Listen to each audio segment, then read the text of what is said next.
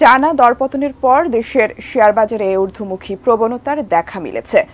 দেশের প্রধান শেয়ার বাজার ঢাকা স্টক এক্সচেঞ্জে বেড়েছে সবকটি মূল্যসূচক, সেই সঙ্গে বেড়েছে লেনদেনের পরিমাণও। আরও জানাচ্ছেন মাহাদি সেকেন্দার। টানা দরপতনের পর সূচকের ঊর্ধ্বমুখী প্রবণতা শেয়ার বাজারে। পতন ঠেকানোর পদক্ষেপের পর রোববার দিনের শুরুতে সূচক নিম্নমুখী হলেও দিন শেষে সূচকে ছিল স্বস্তির বার্তা।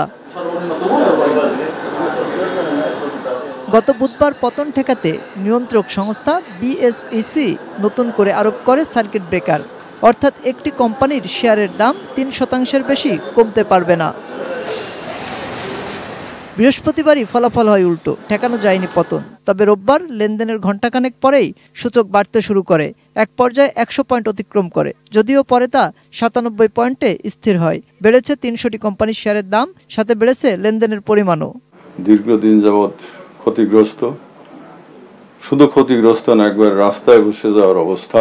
ম্যানেজমেন্ট আজকে হয়তো কিছুটা তদারকি করছে, সেজন্য হয়তো মার্কেটটা আজকে একটু আমরা ভালো দেখছি। ভালোই লাগতেছে। এরকম যদি মার্কেট একটু প্লাস রাখে সবাই, তাহলে মার্কেট ইনশাল্লাহ অনেক দূর আবার যাবে।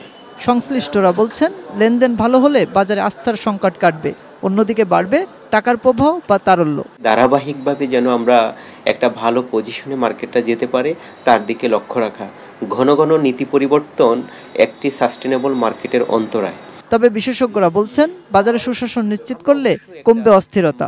রেগুলেটরি যে ইনস্টিটিউশনগুলো, সেই ইনস্টিটিউশনগুলো সঠিকভাবে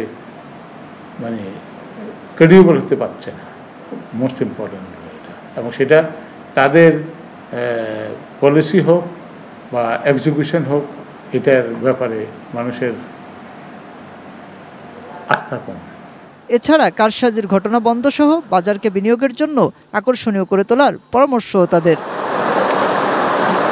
মাহাদি সেকেন্দার, এটিএন নিউজ, ঢাকা।